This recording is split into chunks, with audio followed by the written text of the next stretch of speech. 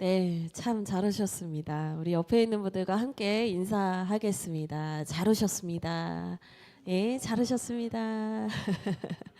네, 참 잘 오셨습니다. 네, 오늘 하나님께서 우리에게 주시는 말씀은 출애굽기 19장 1절에서 6절까지의 말씀입니다. 저와 여러분이 교독하고 마지막 절은 함께 읽도록 하겠습니다. 제가 먼저 읽겠습니다. 이스라엘 자손이 애굽 땅을 떠난 지 3개월이 되던 날 그들이 시내 광야에 이르니라.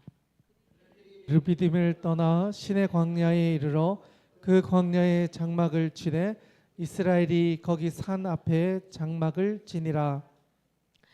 모세가 하나님 앞에 올라가니 여호와께서 산에서 그를 불러 말씀하시되 너는 이같이 야곱의 집에 말하고 이스라엘 자손들에게 말하라. 내가 애굽 사람에게 어떻게 행하였음과 내가 어떻게 독수리 날개로 너희를 업어 내게로 인도하였음을 너희가 보았느니라. 세계가 다 내게 속하였나니 너희가 내 말을 잘 듣고 내 언약을 지키면 너희는 모든 민족 중에서 내 소유가 되겠고. 함께 읽겠습니다. 너희가 내게 대하여 제사장 나라가 되며 거룩한 백성이 되리라.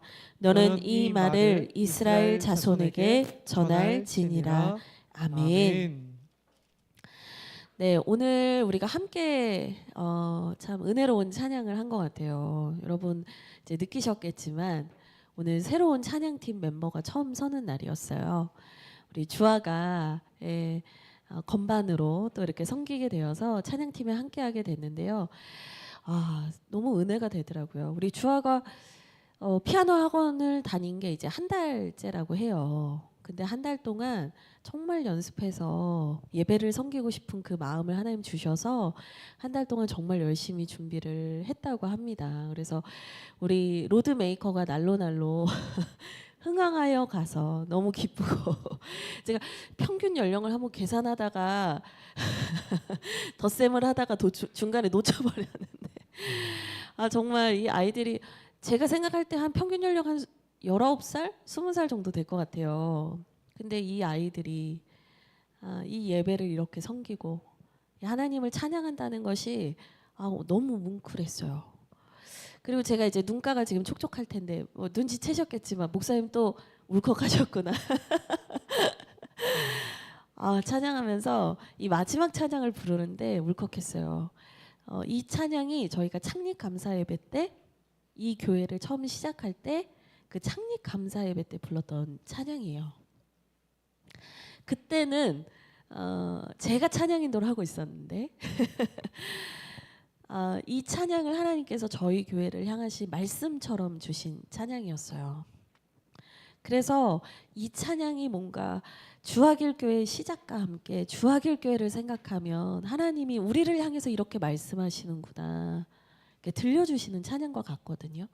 근데 제가 선식이한테 이 찬양을 요청하지 않았어요. 그런데 우리 선식이와 한성령으로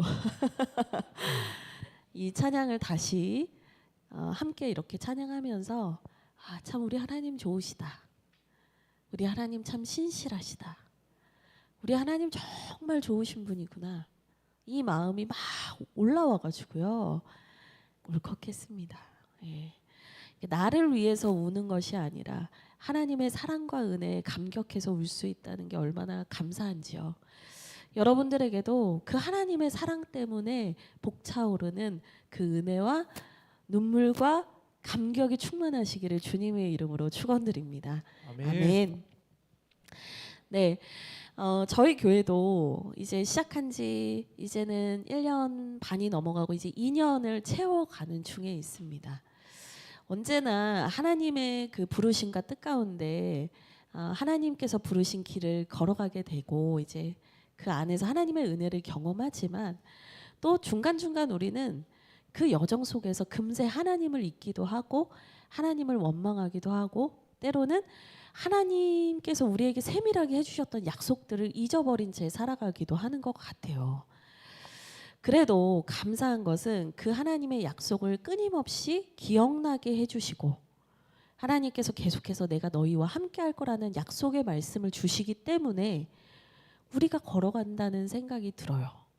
우리의 마음이 뭔가 우리의 믿음이 너무나 굳세어서 절대 흔들리지 않는 강철 믿음을 가져서 우리가 항상 하나님을 주목하면서 가는 것이 아니라 하나님께서 우리를 항상 그 하나님을 보게 하는, 하나님께서 우리를 항상 그 하나님의 자리로 인도하신다는 게 참 감격스러운 일인 것 같아요.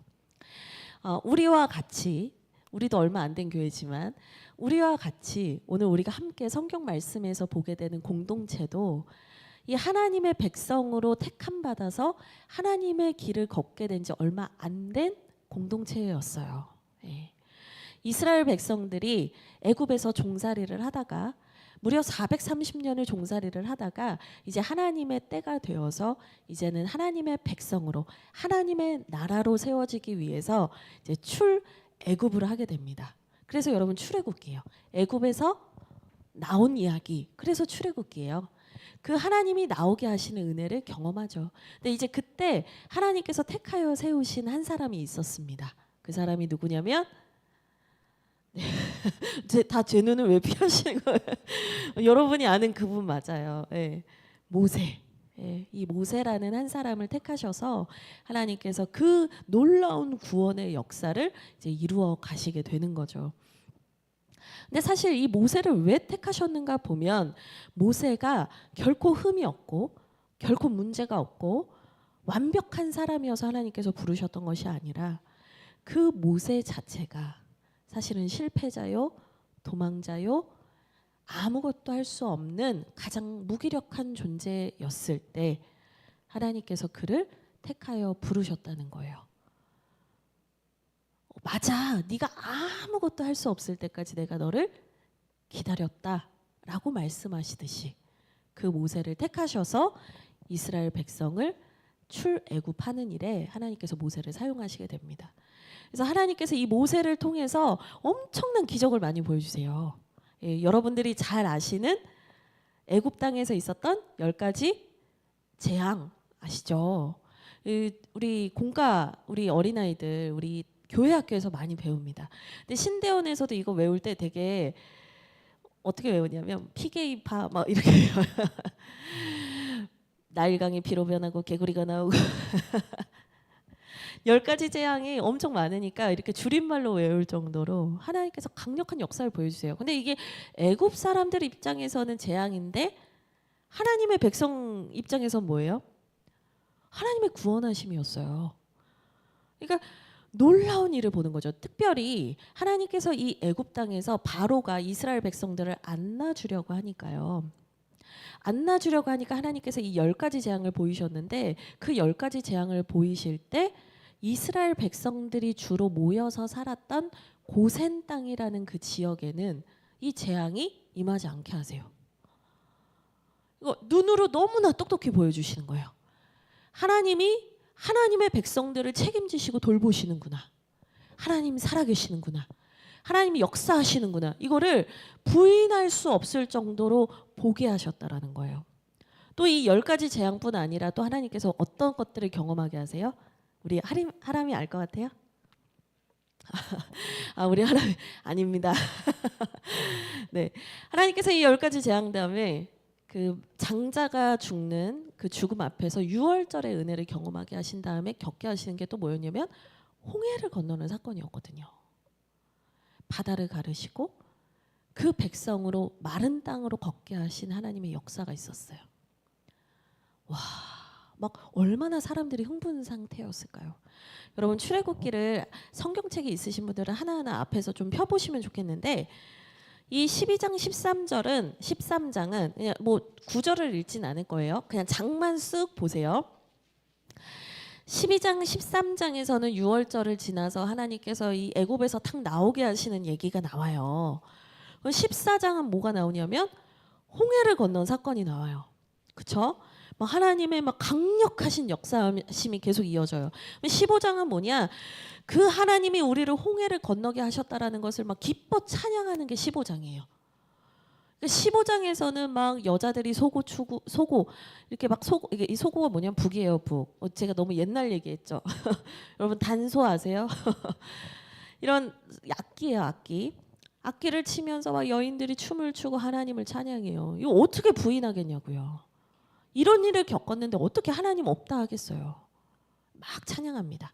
그런데 문제는 15장 후반부터 22절부터 시작하는데 광야에 나오고 나니 물이 없고 마실 물이 없고 먹을 음식이 없고 이런 것들이 이 이스라엘 백성들에게 원망거리가 되고 분노의 소재가 되기 시작해요.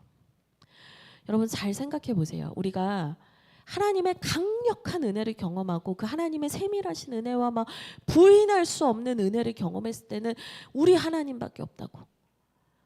내가 하나님을 위해 다 드리겠다고. 나 하나님 한 분만을 위해서 모든 걸 다 드릴 수 있다. 우리가 이렇게 막 서약하고 헌신하고 막 그러잖아요. 근데요, 우리가 그 강력한 은혜를 경험했음에도 불구하고 조금만 지나니까 조금만 어려움이 생기니까 어떻게 해요? 금세 하나님을 원망하기 시작하는 거예요.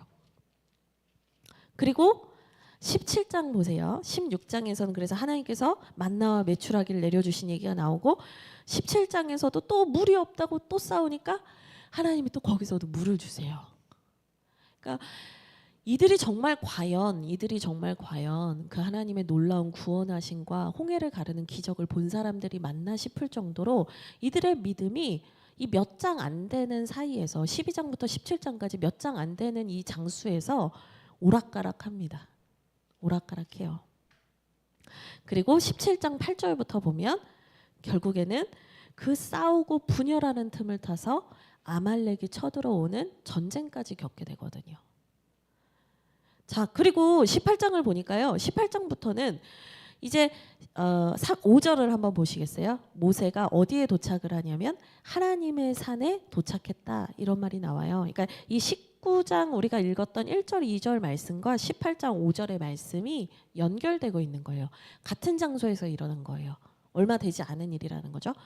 그러면 왔다 갔다 하던 사람들이 막 전쟁도 치르고 겨우 수습을 해서 시내산에 도착을 했는데 그 시내산에서 어떤 일이 일어났는가 18장을 제가 요약해서 말씀드리면 13절입니다. 한번 제가 읽어드릴게요. 여러분 13절을 눈으로 보세요. 이튿날 모세가 백성을 재판하느라고 앉아있고 백성은 아침부터 저녁까지 모세 곁에 서 있는지라.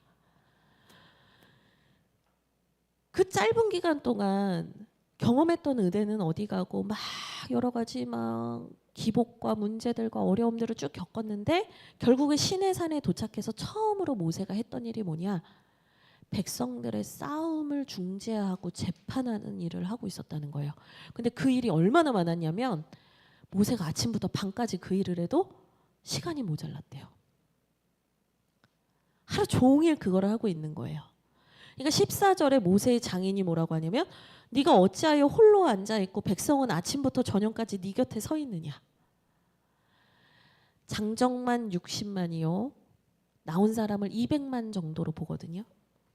여러분 그 수많은 사람이 막 우여곡절 끝에 시내산에 왔는데 그들의 처음의 모습은 어땠냐면 서로 싸우고 갈등하고 분열하는 속에서 모세한테 빨리 누가 옳은지를 말해달라고 하는 상황이었다라는 거예요. 저는 이 말씀을 보면서 사실은 우리가 이렇게 살아갈 때가 참 많다는 생각을 했어요. 하나님의 은혜에 감사하고 하나님의 은혜에 감격했는데 분명 여러분의 그 은혜의 유통기한은 언제까지 유효하신 것 같아요? 우리는 은혜를 받고 하나님의 그 역사하심을 경험했다고 하면서도요. 금세 내가 필요하고 내가 원하는 것들이 채워지지 않으면 우리는 금세 이렇게 흔들리고 넘어지는 존재들이라는 거예요. 근데 주님께서 그 하나님께서 언제 말씀을 시작하시는가? 바로 19장 1절 2절입니다. 우리 같이 19장 1절 2절의 말씀을 같이 읽을게요. 읽겠습니다. 시작. 이스라엘 자손이 애굽 땅을 떠난 지 3개월이 되던 날 그들이 시내 광야에 이르니라. 그들이 르비딤을 떠나 시내 광야에 이르러 그 광야에서 장막을 치되 이스라엘이 거기 산 앞에 장막을 치니라. 아멘.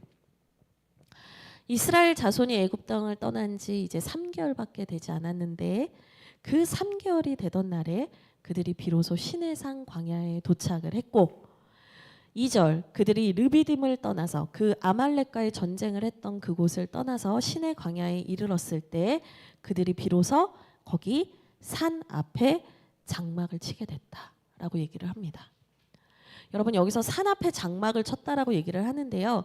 아까 먼저 읽어드렸던 18장 5절을 보면 그 산이 바로 하나님의 산이라고 나오잖아요.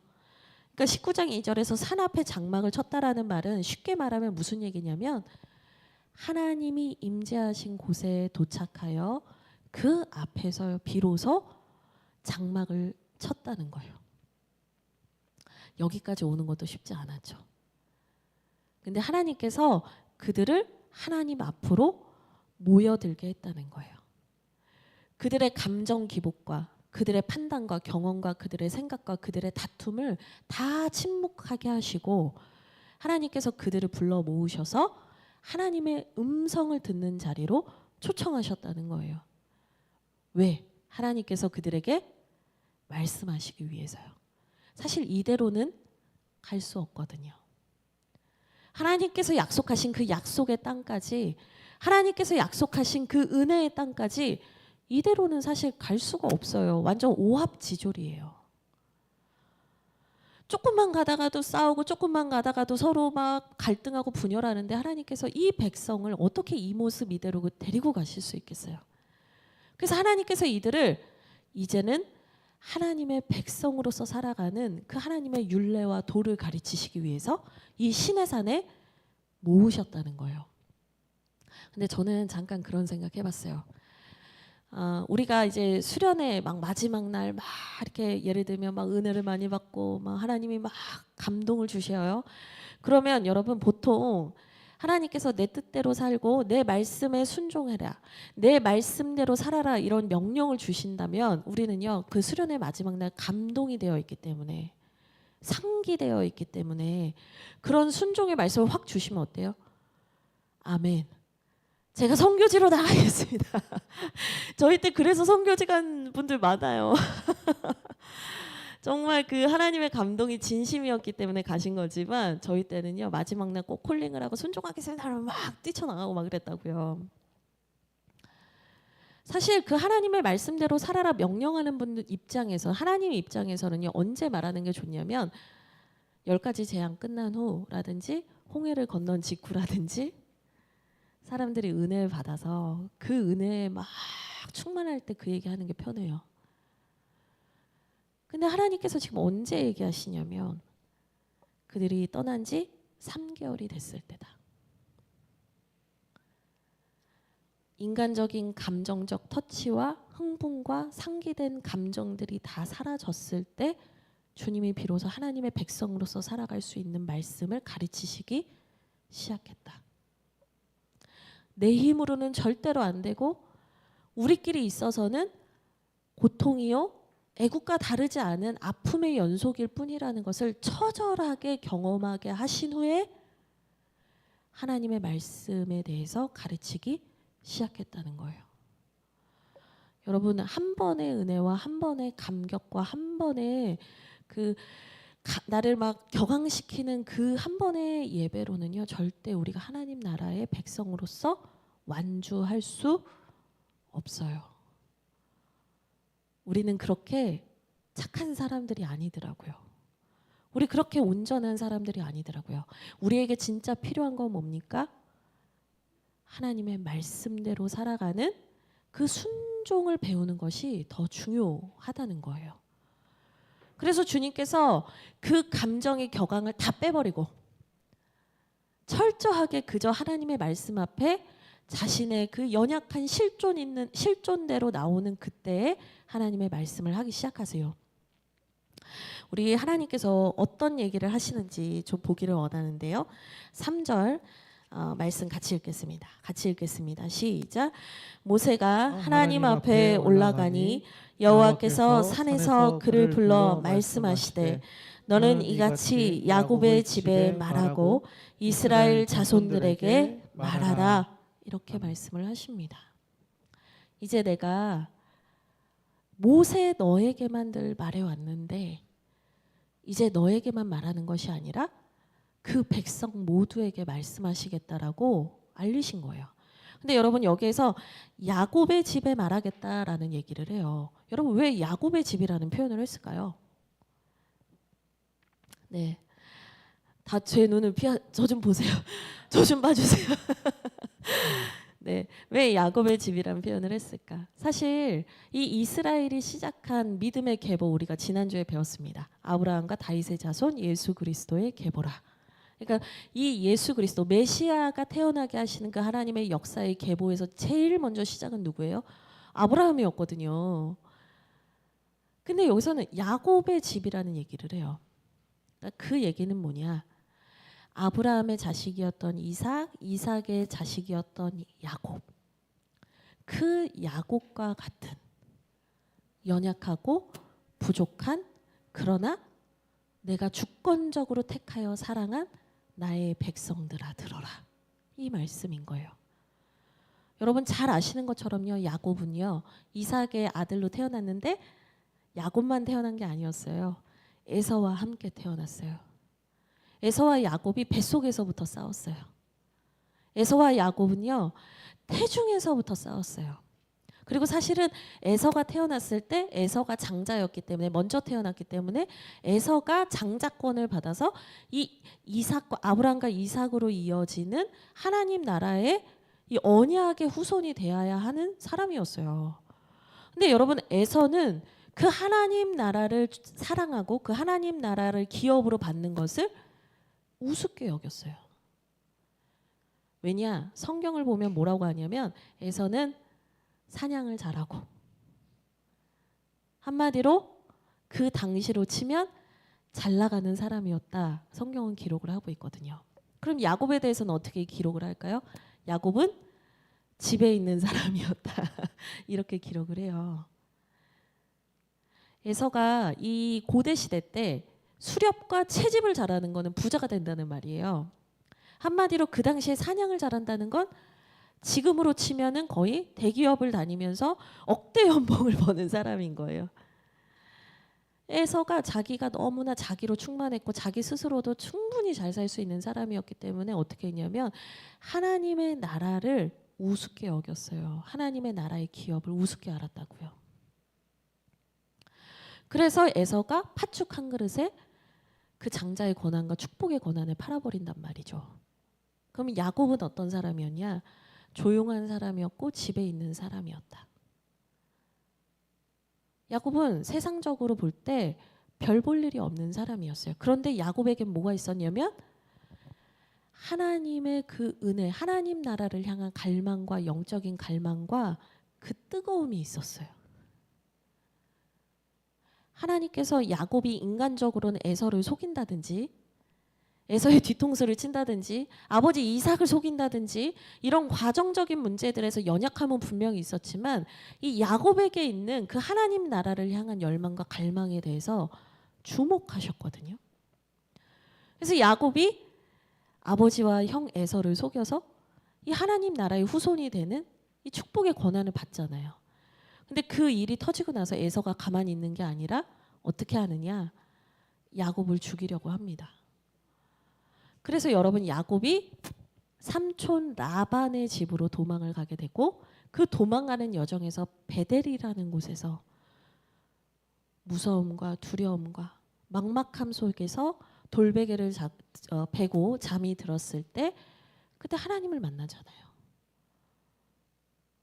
여러분 야곱이 상징하는 게 뭐냐면 연약하고 때로는 부족해요. 우리 지난주 설교와 연결이 되는데요. 인간적인 눈으로 볼 때는 별 볼일 없고 잘난 것이 없고 사실은 못난 사람이고 부족한 사람이라는 거예요. 근데 그 야곱은 어떤 사람이었어요? 하나님에 대해서 하나님의 나라에 대해서 계속해서 침노하는 사람이었다는 거예요. 그 천국은 침노하는 자의 것이라는 말씀처럼 그 하나님 나라를 향한 열망과 뜨거움이 있는 사람이었다는 거예요. 여러분 여기에서 3절 말씀에서 하나님께서 다시 이 어찌 보면 불평과 원망이 가득한 이 백성들을 향하여서 하나님께서 내 말을 전하겠다라고 하시면서 야곱의 집에 내가 말하겠다라고 하시는 게 뭐냐? 내가 이들이 불평하고 원망하고 쉽게 나를 버리려고 하고 쉽게 변절하려고 하고 쉽게 물러서는 자들인 것을 알지만 내가 그들에게 그 하나님 나라를 향한 열망이 있다는 걸 알고 나는 그들을 바꾸고 변화시키고 새롭게 하기를 원하신다라는 것을 믿음으로 말씀하시면서 이들을 부르고 계신 거예요.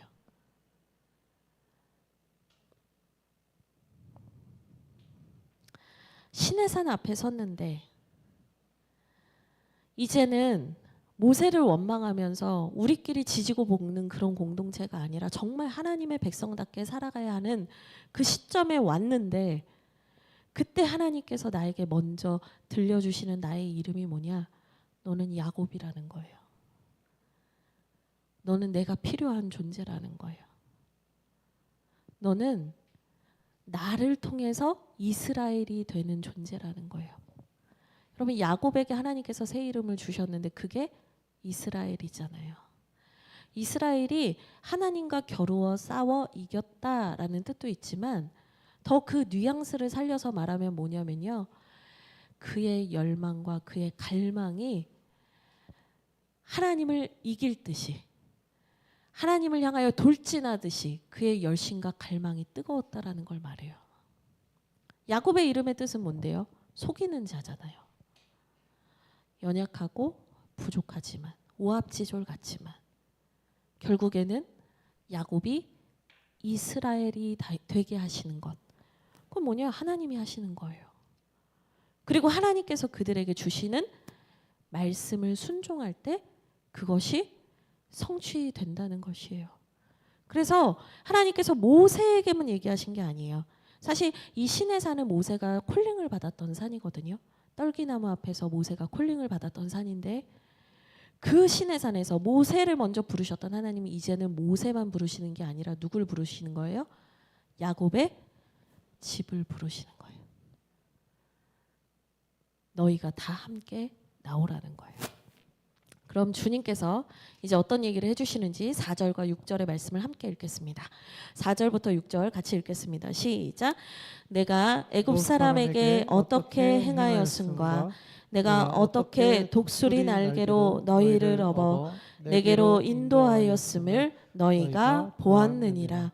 세계가 다 내게 속하였나니 너희가 내 말을 잘 듣고 내 언약을 지키면 너희는 모든 민족 중에서 내 소유가 되겠고 너희가 내게 대하여 제사장 나라가 되며 거룩한 백성이 되리라. 너는 이 말을 이스라엘 자손에게 전할지니라. 아멘. 4절부터 6절까지는 하나님께서 들려주시는 말씀이에요. 4절에 보니까 어떤 얘기를 하시냐면 내가 애굽 사람에게서 너를 어떻게 구원했는지를 너희가 보았다라고 얘기를 하세요. 하나님께서 다시 기억하게 하시는 게 뭐냐면 이제 하나님의 백성답게 하나님의 말씀대로 순종하는 삶으로 이끄시려고 하는데 그때 하나님께서 제일 먼저 하시는 말씀이 뭐냐면 너희의 구원의 그 순간을 기억하라는 거예요. 너희가 어떠한 은혜로 하나님의 구원을 누렸는지 그 어떠한 은혜로 하나님께 구원을 받았는지 기억하라는 거예요. 여기에서 특별히 하나님께서 쓰시는 표현 중에 아주 특별한 표현이 있어요. 독수리 날개로 내가 너희를 업어왔다라는 거예요. 사실 여러분 지금 우리가 12장부터 17장, 18장까지 쭉 이스라엘의 그 3개월의 여정을 대충 훑어봤을 때 여러분 여기서 쉬운 게 하나도 없었어요. 애굽 나오자마자 홍해 건너야 되고 물이 없고 먹을 게 없었고 그리고 막 전쟁을 겪어야 됐고 여기서 솔직히 말해서 우리가 여기까지 3개월 동안 오는 동안 이렇게 어려움을 겪었는데 하나님 어찌 이것이 독수리 날개로 우리를 업어서 우리를 안전하게 편하게 옮기셨다라고 우리가 이해할 수 있습니까? 이제 우리 안에 그 마음이 든단 말이죠. 근데 여러분 여기서 분명히 아셔야 되는 게 있어요. 뭐냐면 하나님의 보호하심은 내가 겪었던 고난이 있다고 해서 하나님의 보호하심이 없는 게 아니고요. 그 고난 속에서도 하나님께서 우리를 온전하게 보호하시고 지키셨다라는 것이 더 중요한 거예요. 사실 제가 지도를 하나 준비했어요. 지도 하나 보여주시겠어요? 이 지도가 출애굽을 했던 여정을 지도로 표현을 한 건데요. 이걸 보면 사실은 지금 요 여정 요 아래로 쭉 내려 이게 시내산이거든요. 여기로 쭉 오는 여정이 3개월 걸린 거예요. 그리고 다시 위로 올라갔다가 왔다 갔다 하다가 40년 보내다가 약속의 땅, 가나안 땅으로 나중에 들어가는 거거든요. 근데 여러분 여기서 애굽인데 이 애굽에서 가나안 땅으로 가는 가장 빠른 길이 혹시 보이시나요? 그렇지. 우리 태우가 탁 말해줬어요. 직선으로 가면 되는 거 아니에요? 이렇게 가면 되는 거 아니에요? 이렇게 가는 거면 더 빠르잖아요. 그렇죠? 이걸 뭐라고 하냐면 해변길이라고 하거든요. 여기는 이제 고대로부터 블레셋 사람들이 살던 땅이에요. 강한 군인들이 사는 지역이거든요. 사실 거리상으로 볼 때는 애굽에서 가나안 땅으로 들어가는 거 저 해변길로 가면은 금방 걸려요. 사실 시내산까지 한 열흘 정도 걸리는 거리거든요. 이스라엘이 지금 막 다사다난한 일을 겪으면서 3개월에 온 거지 사실은 시내산까지도 열흘이면 오는 거리라고요. 그러면 가나안까지는 어떻겠어요? 엄청 빨리 갈 수 있는 거예요. 근데 하나님께서 왜 이 빠른 길을 두시고 우리를 이 밑으로 돌려보내면서 우리에게 더 어려움을 많이 겪게 하시는 것 같은데 하나님은 왜 우리를 독수리 날개로 업어서 여기로 데려왔다고 하시느냐 이 말이에요. 독수리 날개로 업어왔으면 고통이 없어야죠. 독수리 날개로 왔으면 어려움이 없었어야죠. 근데 주님께서는 독수리 날개로 내가 너를 업어왔다고 하시거든요. 성경 말씀을 하나 봐야 됩니다. 우리 띄워줄까요? 네. 우리 출애굽기 13장 17절에 이런 말씀이 있는데요. 같이 함께 하나님의 말씀을 읽겠습니다. 시작. 바로가 백성을 보낸 후에 블레셋 사람의 땅의 길은 가까울지라도 하나님이 그들을 그 길로 인도하지 아니하셨으니 이는 하나님이 말씀하시기를 이 백성이 전쟁을 하게 되면 마음을 돌이켜 애굽으로 돌아갈까 하셨습니다. 아멘. 하나님께서 이 백성들에게 더 가까운 길이 있었는데 그 가까운 길로 보내지 않고 오히려 3개월의 여정을 거쳐서 시내산으로 보내신 이유가 뭐였냐? 사실은 더 큰 위험을 피하게 하셨다는 거예요. 우리는 물이 없는 거, 먹을 게 없는 거, 우리끼리 지지고 볶고 싸우는 거, 그게 우리한테 너무 힘든 일이어서 3개월 동안 벌써 지쳤다. 하나님 우리 언제 돌봐주셨냐? 우리 이래요. 근데 주님은 뭐라고 하시는 거예요? 더 큰 위험을 피하게 하셨다는 거예요.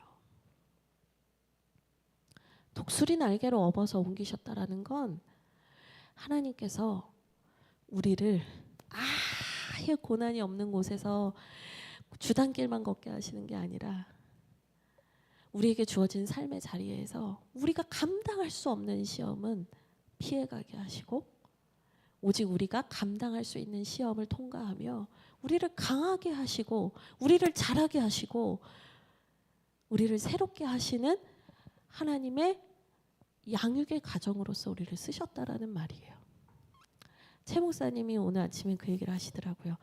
독수리 엄마는 독수리 자식을 그렇게 훈련시킨대요. 높은 데서 새끼를 떨어뜨려요.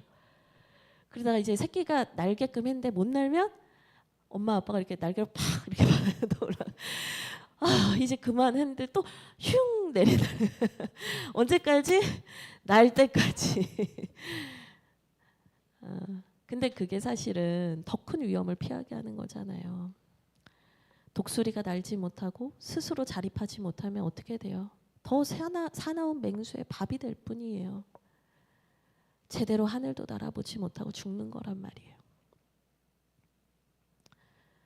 주님께서 우리를 키워가시면서, 우리를 강하게 하시면서, 우리를 하나님의 백성답게 하시면서, 그러나 우리가 감당할 수 없는 시험은 다 제해 주시면서 우리가 넉넉히 이길 수 있는 길로 우리를 인도해 오셨다. 하나님께서 이스라엘 백성들에게 이제 그 얘기를 하는 거예요. 이제 3개월이 됐다. 뜨거운 수련의 기억은 사라진 것 같겠지만 이제 나와 같이 삶을 살아보자. 광야에서의 삶을 시작해 보자 이거예요. 결혼을 하신 우리 집사님, 권사님 가정이 있어요. 청년들은 결혼식 하면 행복한 길이 막 시작될 거라고 생각해요. 행복 시작 이렇게 생각해요. 네, 여러분 아니요. 결혼식이 식은 식이야. 진짜 결혼 생활은요. 신혼여행부터 시작이 돼요. 같이 사는 데서부터 시작이 되거든요. 주님께서 마치 오늘 결혼식을 하세요. 그리고 내가 너를 이렇게 사랑할게. 내가 너를 반드시 지켜줄게. 어떤 어려움이 있어도 네가 아무리 미약해도 네가 아무리 못나도 나 너 절대 버리지 않을게. 나 반드시 너랑 영원히 함께하고 널 사랑할게. 너도 나 사랑할래?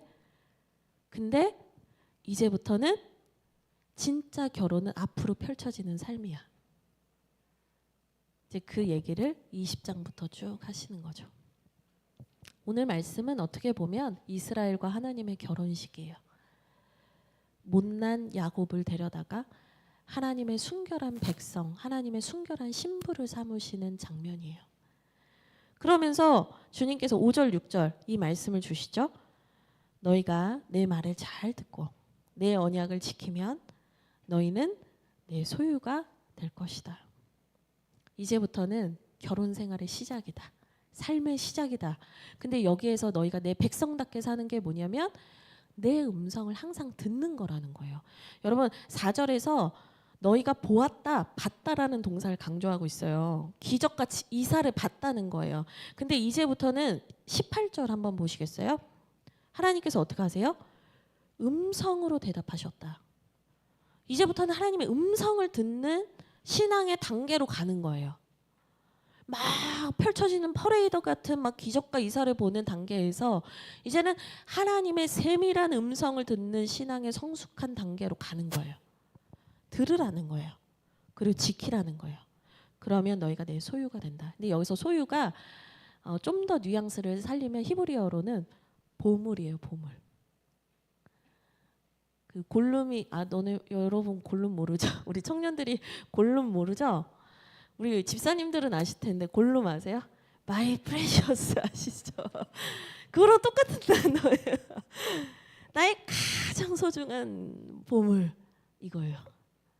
하나님께서 여러분 그렇게 사랑하신다고 지금 약속하시는 거예요. 너희가 어떤 모난 모습을 보여도 괜찮아. 나는 너 절대 포기 안 해. 너는 나의 가장 소중한 선물이야. 말씀해 주세요. 그리고 6절 제사장 나라가 되게 한다. 이게 이제 어렵게 느껴지실 수 있는데요. 하나님이 누구신지 알게 하는 사람이 제사장이에요. 그러니까 너를 통해서 하나님이 누구신지 알게 하시겠다는 거예요. 근데 이거를 그 70인역이라는 성경에서는 뭐라고 번역하냐면 왕 같은 제사장이라고 번역해요. 이 70인역이 뭐냐면 구약 히브리 성경을 헬라어로 번역한 걸 70인역이라고 해요. 이거를 이제 헬라 시대 때 이 헬라어로 이거 좀 번역 좀 해봐 했는데 말로는 72명의 장로를 불러다가 번역을 시켰다라고 하는데 성령이 충만한 장로들을 불러서 번역을 시켰다 하지만 결과적으로는 70명이 한 것처럼 70인역이라고 이름이 되어 있어요. 썰로는 72명이다 이런 얘기도 있어요. 근데 그 히브리어를 헬라어로 번역한 성경에서는 이걸 정확하게 뭐라고 번역했냐면 왕 같은 여러분 이 왕 같은 제사장 하니까 떠오르는 말씀 있으시죠? 같이 읽겠습니다. 네, 베드로전서 2장 9절 말씀입니다. 우리 같이 읽겠습니다. 시작. 그러나 너희는 택하신 족속이요 왕 같은 제사장들이요 거룩한 나라요 그의 소유가 된 백성이니. 밑에 더 있지 않아요? 9절이 여기서 끝나지 않아요. 예. 같이 읽겠습니다. 시작. 이는 너희를 어두운 데서 불러내어 그의 기이한 빛에 들어가게 하신 이의 아름다운 덕을 선포하게 하려 하심이라. 아멘. 구약에서 19장 6절 출애굽기 19장 6절의 말씀은 베드로전서 2장 9절의 말씀으로 연결이 돼요. 나와 언약 가운데 나의 백성이 되고 나의 자녀가 되고 나의 신부가 된 교회야. 내 백성들아. 너희가 아무리 실수하고 넘어져도 난 너희 절대 버리지 않아. 나랑 같이 가자. 난 너희를 통해서 이 세상 가운데 하나님이 누구신지 알게 하는 제사장 나라가 되게 하길 원해. 너희가 쭈그려 살면서 애굽의 노예처럼 사는 것이 아니라 하나님 나라의 권세를 가진 왕 같은 자들이 되기를 원해. 나의 가장 특별한 보물이라는 것을 너희가 알기를 바래. 너희가 거룩한 성도로 살아가길 바래. 주님이 말씀하시는 거예요. 주님에게 이혼은 없어요, 여러분. 주님은 여러분을 반드시 그 약속으로 인도하실 겁니다. 여러분, 하나님을 향하여서 속상하고 억울하고 원망하고 싶은 마음이 들 때마다 생각하세요. 바닷길은 가까울지라도 큰 전쟁을 피하게 하신 거다. 제일 좋은 길로 오게 하셨다. 그 주님께서 우리와 이 언약을 맺으시고 이제는 말씀 가운데 살자고 여러분을 초청하시는 줄 믿습니다.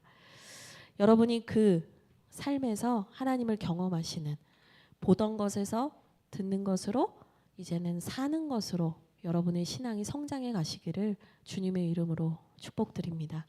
우리 함께 기도하겠습니다.